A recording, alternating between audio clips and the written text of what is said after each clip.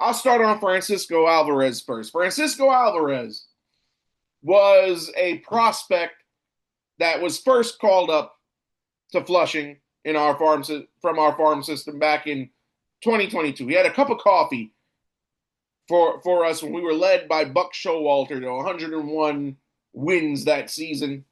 Good for a wild card spot.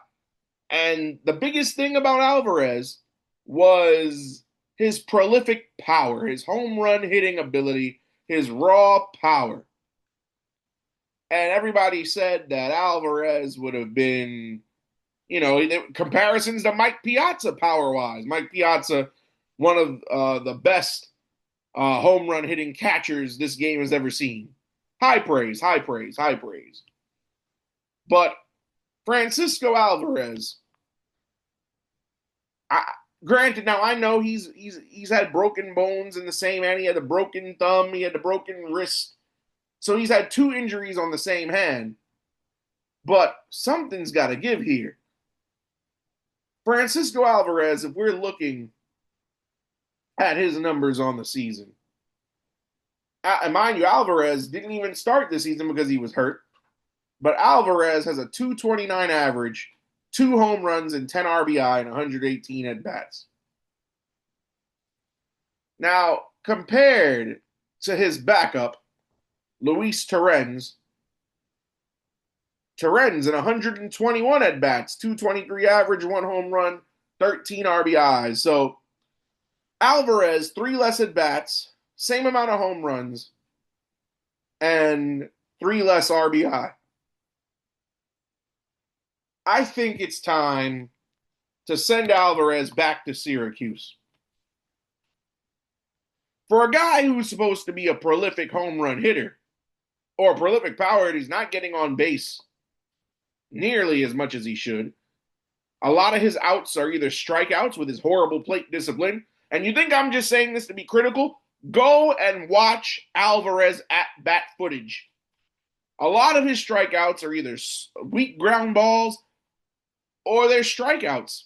And a lot of the times when he's striking out, he's not even working the count. It's not a full count. He's not in hitter's counts. Strikes out on maybe 3-4 pitches the most. He should take a look out of the Pete Alonso playbook, because Pete Alonso, that guy, loved Pete to death. But one knock on him in years past is that he had horrible plate discipline through the years. This season has been different. His plate discipline vastly improved. Maybe you should talk to Juan Soto. Juan Soto's leading the league in walks. Talk to Soto. See, get some best practices. Get some advice, something. But Alvarez, here's my thing. If the backup has similar numbers to the starter, you don't need the starter. You don't need the starter. Torrens is the productive hitter in 3 less at-bats. He has 3 more RBIs than Alvarez does.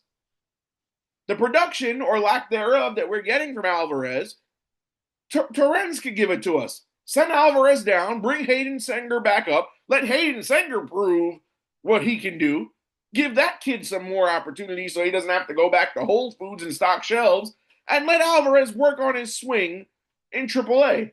And then if he could dominate AAA, bring him back up after a month. Maybe he could become Brett Beatty 2.0. He could be the greatest quadruple A catcher the game's ever seen.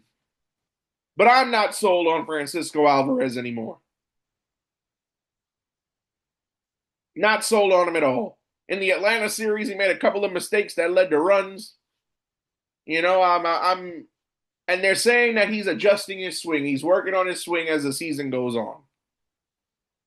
If Alvarez is working on his swing, then where are the results?